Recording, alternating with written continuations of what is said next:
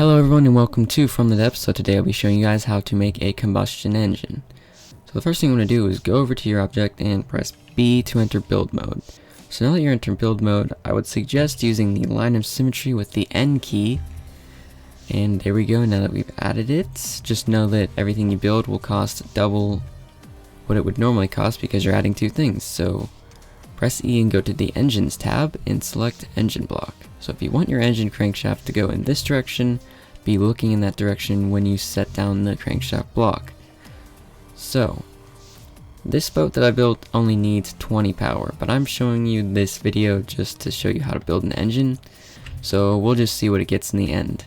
So I would suggest adding an odd number of crankshafts as it makes it easier to build the engine. So this tree right here shows you how to build stuff. So you start with the engine block and then you place down your crankshafts and then you grab your cylinder. I'm going to place down one of those every other block, so there's an empty space in between. Okay, and off of the cylinders you can place exhaust, but I'm not going to do that right now. I'm going to build some carburetors. So we'll place carburetor right here, and right here. So as you'll notice, we have 5 power right now. Now, carburetors alone don't do a lot for the engine, but once you add things on them like the engine's own fuel tank, we just got ourselves up to 36 power, and add another bit of those. And I'm going to delete this block just so we have enough room for our engine and just replace that with the wood block. Alright, so now we're at 67 power. This is already more than what we need for this boat. But this is kind of what you'd want to build if you had a flat engine and you really needed to squeeze it into like a really just flat space. You could build something like this. You've got 75 power. You can also add them right here. 82. We're going to move those because I don't like it being that close to my guy.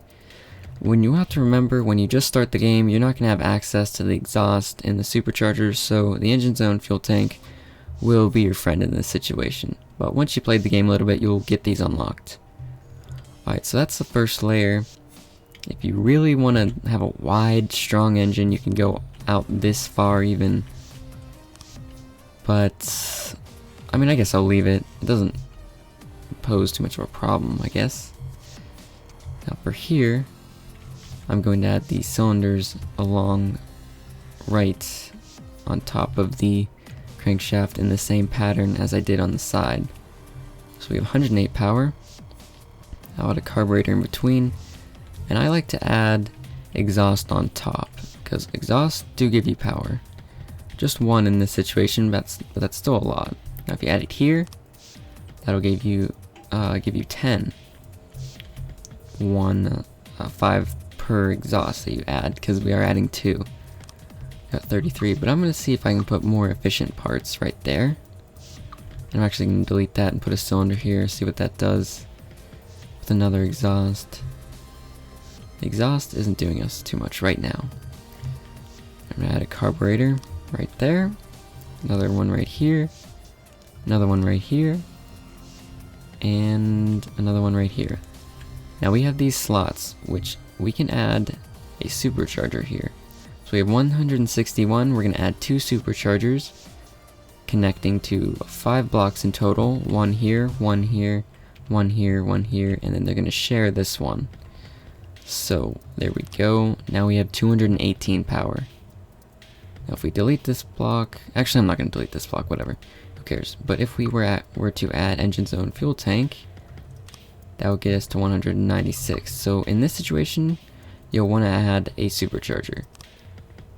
Did I say 81? I meant to say 18, my bad.